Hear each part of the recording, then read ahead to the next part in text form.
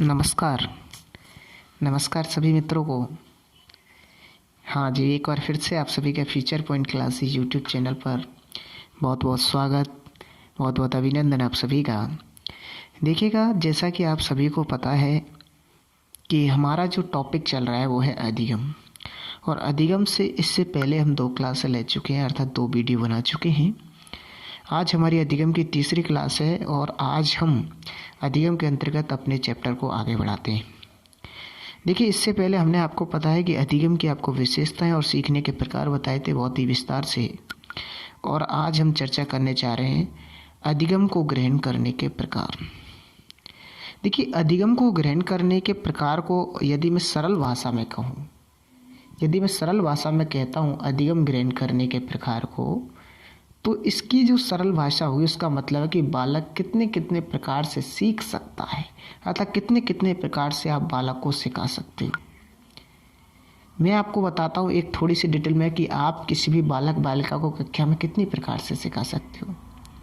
जब आप कक्षा में पढ़ाते हो तो कई बालक तो ऐसे होते हैं कि जो आप विषय वस्तु पढ़ा रहे हो उस विषय वस्तु को जैसा आपने पढ़ाया वैसी की वैसी ही उतार लेते हैं, बिना सोचे समझे, बिना अर्थ के वैसी की वैसी ही रट लेते हैं। ये भी अधिगम ग्रहण करने का एक प्रकार है जिसको अभिग्रहण के नाम से जानते हैं। और अभिग्रहण का मतलब है जैसा है वैसा ही रट लिया, ना कुछ पता है ऐसा क्यों है, ऐसा क्यों हो रहा है, क्यों नहीं हो रहा है, वैसा वैसे रट ले। इसको अभिग्रहण कहते हैं। अधिगम ग्रहण करने का पहला प्रकार है। दूसरी बात बताऊं, दूसरा प्रकार होता है अधिगम ग्रहण करने का अन्वेषण। और अन्वेषण जैसा कि नाम से स्पष्ट हो रहा है, अर्थात खोज कर। जैसे कि आप कभी कभी कह देते हो बालक बालिकाओं से कि लो इसमें से इन इन प्रश्नों के उत्तर खोजिए। तो खोजने का जो अधिगम ग्रहण करने का प्रकार है वो अधिगम ग्रहण करने का सर्वश्रेष्ठ प्रकार है। ये क्यों है अभी मैं बाद में चर्चा करूंगा। ये हुआ है अन्वेषण दूसरा। तीसरा है रटंत।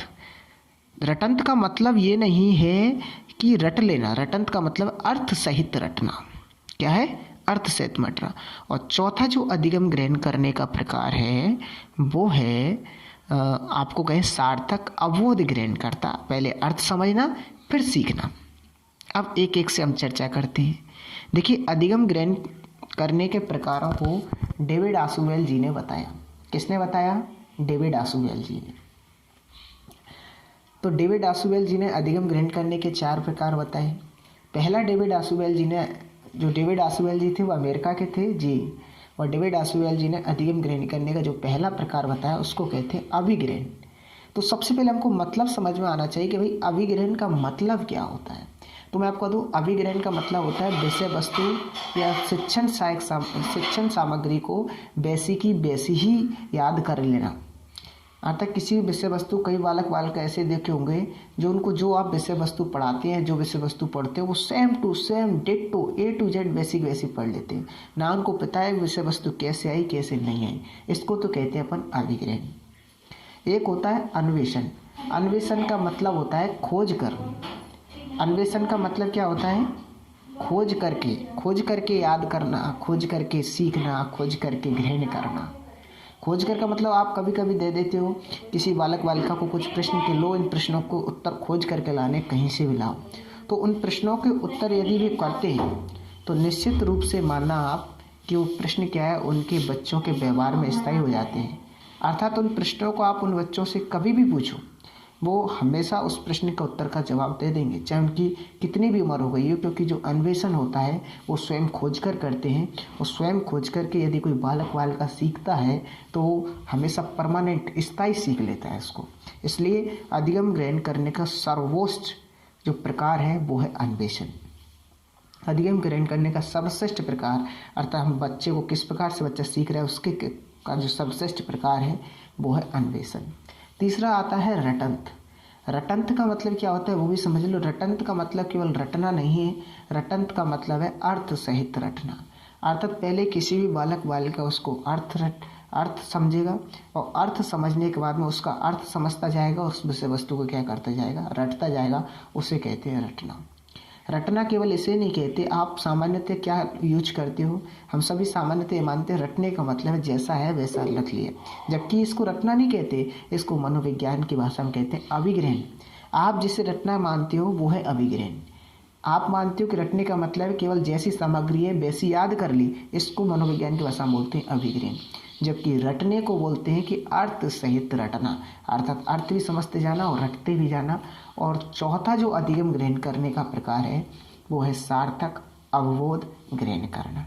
अर्थात पहले जो भी विषय वस्तु दी है, जो भी हम विषय वस्तु पढ़ रहे हैं या जिस चीज़ को भी हम सीख रहे हैं, उस चीज़ का पहले मतलब समझें कि विषय वस्तु क्या है, विषय वस्तु कैसी है, किसके लिए उपयोगी है, और मतलब समझने के बाद उस विषय वस्तु को हम अपने व्यवहार में लाएं।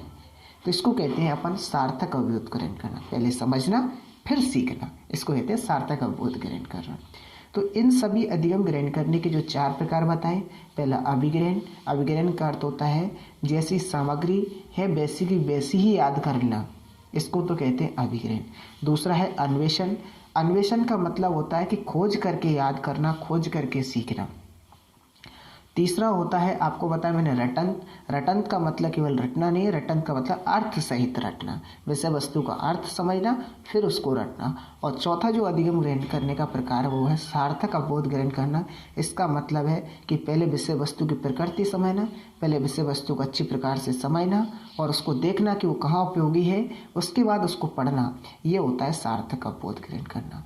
तो इन चारों प्रकारों में जो अधिगम ग्रहण करने का प्रकार है, अर्थात जो याद करने का, अपन अपनी भाषा में कहें अधिगम ग्रहण करने को अपनी भाषा में क्या कहते हैं, याद करने का प्रकार। अपन किस किस प्रकार से याद कर सकते हैं, तो याद करने का जो सर्वश्रेष्ठ प्रकार अमेरिकी विद्वान डेविड आशुवेल ने बताया है वो है अन्वेषण।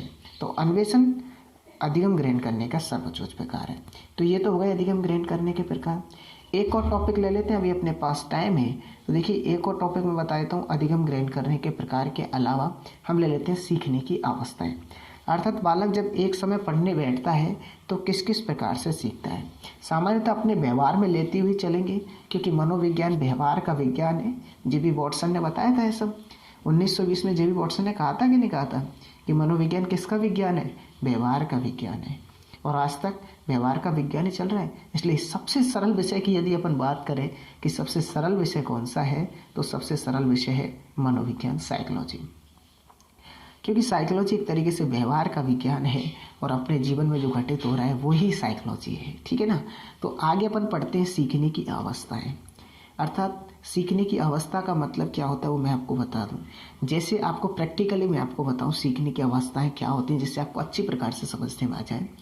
तो सीखने की अवस्थाओं का मतलब होता है मित्रों कि आप क्या करते हो। जैसे किसी टाइम पढ़ने के लिए बैठे, मैं आपके बताऊं, आप सुबह सुबह जैसे 4 बजे उठ के मॉर्निंग में पढ़ने के लिए बैठते हो, याद करने के लिए बैठते हो, पढ़ते हो, अर्थात अधिगम को क्या करते हो, ग्रहण करते हो। तो जब आप बैठते हो तब आप पहले के जो 2 घंटे पढ़ते हो, पहले के 2 घंटे जो आप पढ़ाई करते हो और पहले के 2 घंटे में जो आप याद करते हो 4 से 6, जो पहले के 2 घंटे होते हैं उनमें आपको याद ज़्यादा होता है और आप अधिक से अधिक विषय वस्तु या सामग्री को भी पढ़ पाते हैं। उसका कारण ये है कि जब आप पहले पहले बैठते हो तो उसकी क्या है, आपकी जो क्षमता होती है, कैपेसिटी होती है, वो क्या नई होती है। कैपेसिटी बहुत होती है शुरुआत में, आप फ्रेश होते हो बिल्कुल। और दूसरी बात, उस समय क्या है कि आपकी कैपेसिटी ज़्यादा है, फ्रेश होते हो तो दिमाग भी तेज चलता है, इसलिए आप क्या है कि विषय वस्तु को ज़्यादा पढ़ते हो और ज़्यादा आपको अधिगम होता है, अर्थात ज़्यादा आपको याद होता है। लेकिन अगले 2 घंटे की अगर मैं बात करूं, जैसे उसके बाद 6 से 8 बजे के बाद आप पढ़ रहे हो, तो जितना आपने 4 से 6 बजे के बीच में विषय वस्तु को कवर किया उतना आप 6 से 8 बजे के बीच में कवर नहीं कर पाओगे। उसका कारण ये नहीं कि मॉर्निंग में याद ज़्यादा होता है, उसका कारण मनोविज्ञान की भाषा में ये है कि आप थक चुके हो, आपका माइंड है जो व्यस्त हो चुका है, जो थोड़ा सा थक चुका है, तो आपकी जो क्षमता है याद करने की वो मध्य अवस्था में कम हो जाती है।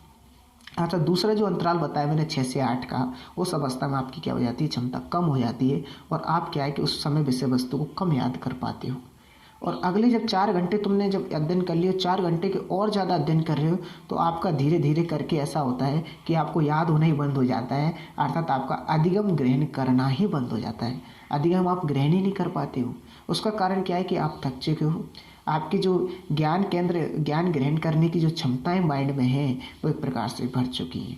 तो कहने का मतलब सीखने की अवस्थाएं होती हैं 3। एक सीखने की अवस्था होती है प्रारंभिक अवस्था, इसको मैंने उदाहरण के लिए आपको बताया 4 से 6 बजे तक जब आप सीखते हो, तो आप जब शुरुआत में पढ़ने के लिए बैठते हो तो आपको सीखने की क्षमता, सीखने की इच्छा और आपका व्यवहार जो बहुत ही परिपक्वपूर्ण से कार्य करता है, तो इसलिए आप पहले समय में सीखने की प्रारंभिक अवस्था में ज़्यादा से ज़्यादा सीखते हैं। सीखने की मध्य अवस्था, जो सीखने की दूसरी अवस्था है मध्य अवस्था, इसमें पहली अवस्था के बजाय आप बिल्कुल कम सीखते हैं। सीखते तो हैं लेकिन जितना आपने प्रारंभिक अवस्था में पहले के समय में सीखा उतना नहीं सीख पाते। आप अपने व्यवहार में भी अवलोकन करते रहते हो, आप तो पढ़ते हैं ना सभी, तो पढ़ते हैं तो आपको पता होगा कि जब दोबारा पहले के 2 घंटे के बाद दूसरे 2 घंटे पढ़ते हैं तो उतना कहाँ सीख पाते, अपना दिमाग उतना कार्य नहीं करता है। तो फिर मध्य अवस्था में धीरे धीरे सीखना आपका कम हुआ, लेकिन अंतिम अवस्था जो आती है उसमें धीरे धीरे सीखना, उसमें क्या हो जाता है, बंद हो जाता है, अर्थात धीरे धीरे सीखना बिल्कुल ही बंद हो जाता है। उसका कारण क्या है, आपके सीखने की जो क्षमताएं हैं वो बढ़ जाती है, बिल्कुल ही कार्य करना बंद कर देती हैं। तो एक तरीके से क्या है, सीखने की ये अवस्थाएं हैं, ये क्या है, सीखने की अवस्थाएं होगी, प्रारंभिक अवस्था, मध्य अवस्था और अंतिम अवस्था। ठीक है, ये सीखने की अवस्थाएं हो गई। आज के लिए इतना ही। कल अपन बताएंगे आपको अधिगम के पठार क्या होता है, अधिगम का पठार क्या होता है वो कल बताएंगे। बहुत बहुत धन्यवाद आप सभी का हमसे जुड़ने के लिए। जी बिल्कुल, बहुत सभी धन्यवाद।